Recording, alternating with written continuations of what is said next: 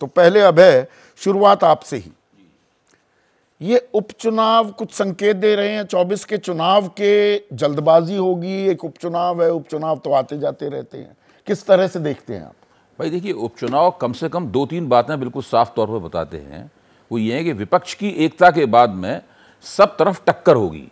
जो पहले ये था ना कि 2019 की तरह बिल्कुल एक तरफा नतीजा होगा हर जगह पे, अगर एकता होती है विपक्ष में और एकता उस वक्त तक कायम रहती है तो सब जगह टक्कर होगी। घोसी का उपचुनाव खास तौर से ये इशारा देता है।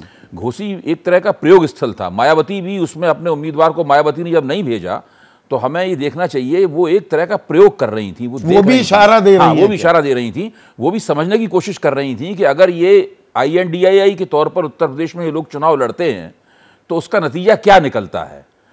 मैं ये नहीं कह रहा हूं कि हम लोग घोसी के आईने में ही 2024 के चुनाव का परिणाम देख लें, ये तो बिल्कुल नादानी होगी और मूर्खता होगी परले दर्जे की। ऐसा नहीं होता है, ऐसा नहीं भी हो सकता है।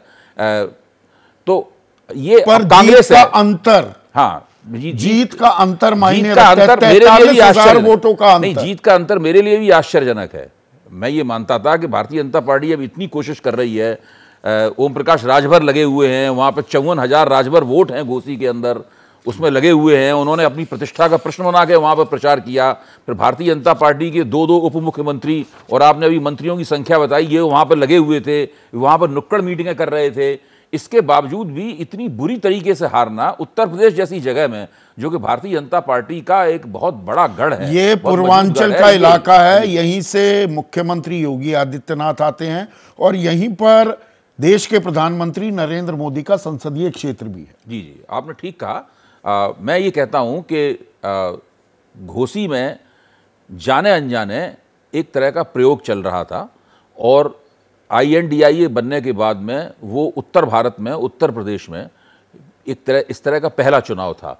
तो इस लिहाज से इससे विपक्ष का मनोबल बढ़ेगा और विपक्ष को ये प्रेरणा भी प्राप्त होगी, घुमा फिरा के होगी, कि विपक्ष उस पर काम कर पाएगा ही नहीं कर पाएगा कि अगर एकता हो, अगर भाजपा के उम्मीदवार के मुकाबले एक उम्मीदवार खड़ा किया जाए, अगर किसी तरीके से मायावती को भी बातचीत करके, उनका मन टटोल के, उनकी शर्तें पूरी करके इस गठजोड़ में लाया जाए, उनको भी जोड़ा जाए। क्योंकि देखिए, मायावती ने ये जरूर कह रही हैं कि हम INDIA भी नहीं आएंगे, हम NDA में भी नहीं आएंगे, हम अलग से चुनाव लड़ेंगे, लेकिन वो विधानसभा चुनाव के नतीजों पर उनकी निगाह रहेगी और नेता लोग इतनी जल्दी अपने ऑप्शंस जो हैं, अपने विकल्प बंद नहीं करते और वो आगे जाके बदल भी सकती हैं अगर उन्हें लगा। क्योंकि मायावती के लिए ये लोकसभा चुनाव जीने मरने का चुनाव होगा। 2007 के बाद से उनके नतीजे बिल्कुल कभी अच्छे नहीं रहे हैं। पिछली बार उन्होंने 10 सीटें जीत ली थी, लेकिन उसमें भी क्या अच्छे नतीजे थे वो अगर 2024 में भी उनके नतीजे खराब रहते हैं तो मायावती की राजनीति के दोबारा उठने के मौके हमेशा के लिए खत्म हो जाएंगे।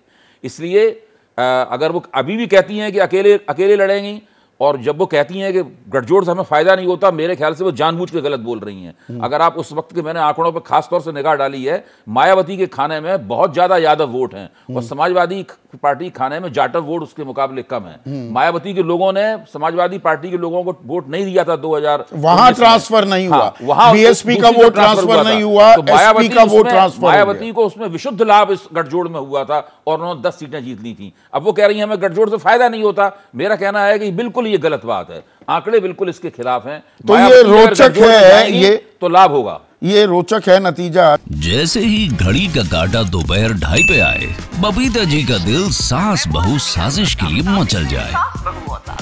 और ये है इनकी बहू, पूरे दिन ऑफिस की टेंशन हो जाए गॉन जब ये करें अपना फेवरेट शो फ्री टाइम पे ऑन। इनकी तरह आप भी देखें अपना फेवरेट शो अपने टाइम पर और डाउनलोड कीजिए ABP लाइव ऐप अपने स्मार्ट टीवी पर।